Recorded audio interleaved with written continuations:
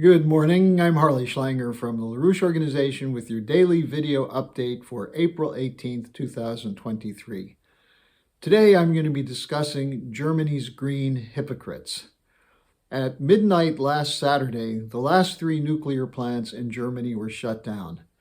This is a result of a combined effect of many years of anti-science ideology promoted by the so-called green movement, the environmental movement, which targeted in particular nuclear technology, but many other areas of German industry, and in fact of German science. And it also is the effect of the Fukushima disaster from 2011, which became the excuse to shut down Germany's nuclear power component, despite the fact that the Fukushima disaster was a result of an earthquake and a tsunami, neither of which are likely to hit Germany. Furthermore, Germany's nuclear industry has a very excellent safety record, and yet the hysteria was used to do something which is not in the interests of the German people, especially since Germany is an industrial motor for Europe, and it depends on cheap power intensity to drive its industrial production. Now, in 2021, nuclear power accounted for 13% of Germany's electrical production. But what happened on April 16th shows you how far backwards Germany has been driven by the adoption of the cult of green policy. On the next morning, April 16th, Sunday, the day after the power plants were shut down, Germany had to import electricity from France, Poland, the Czech Republic, and other neighbors in order to keep the lights on. Now, some of that electricity came from nuclear power plants in those countries. So it's okay to shut down nuclear power in Germany, but not in these other countries? Well, that's why I call them hypocrites. Now, the energy shortage overall was then worsened by the decision of Germany to cut off flows of oil and gas from Russia, and then by the action of the Biden administration, which according to Seymour Hersh was responsible for sabotaging the Nord Stream pipelines, which provided cheap oil and gas from Russia. So the question then becomes, well, what about the transition to renewables, the supposed replacement for dangerous technologies like coal and oil and gas and nuclear?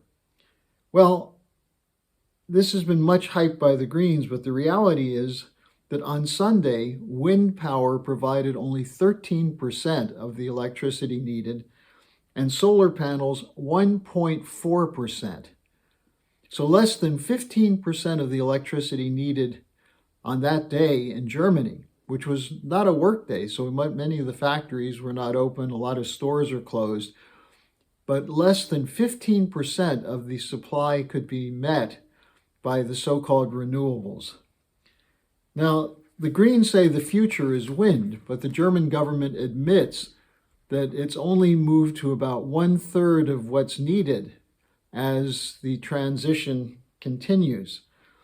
Meanwhile, the plans to stop using coal were pushed back. Now it's by 2038 they intend to stop using coal. So what's going to happen to the energy-intense sectors of the German economy? The auto sector, the chemical sector, fertilizer production, and so on. They're either going to be shut down or moved out of the country, possibly to China or the US. Costs will be prohibitive for small and medium companies, and overall the standard of living in Germany will be severely under attack by this decision to adhere to the cult-like views of the green policy. Now, latest polls in Germany show that opposition to leaving nuclear power is over 50%. One poll had it at 52%, another poll at 59%. But as you can tell from the failure to react to the explosion of the Nord Stream pipeline and the decision to have Germany participate in the war against Russia in Ukraine, the German population just goes along, doesn't really protest too much. There's a potential for that, but so far, compared to, for example, France, the Germans have been absolutely complacent. So the combination of German ideology and the war against Russia has put the Greens in a dominant position in the German government. You have, it's clear that the Greens are not interested in the well-being of the population, as was made clear by Annalena Baerbock, the foreign minister, who's a Green member, member of the government. What she said is that Germany will continue to fund the war in Ukraine, quote, no matter what my German voters think, unquote. Hardly an advertisement for democracy, is it? Now, adding to the irony, as Germany's going out of nuclear, Finland, which just is the newest member of NATO, is going to be opening a large nuclear power plant, which will provide 1/3 of the electricity needs for Finland.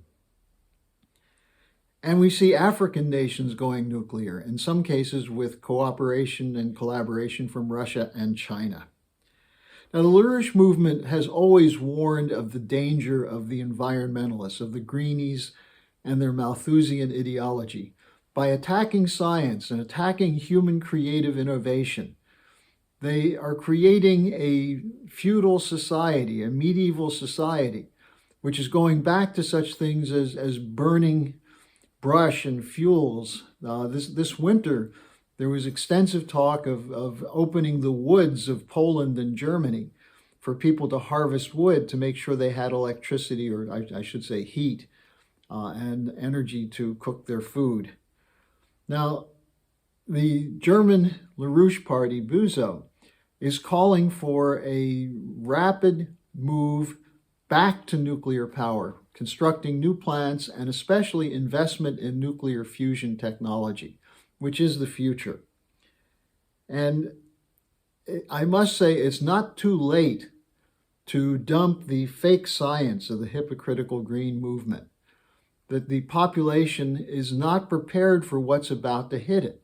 You talk to people in Germany and they say, oh, well, we need to do something about the climate. We need to do something about pollution.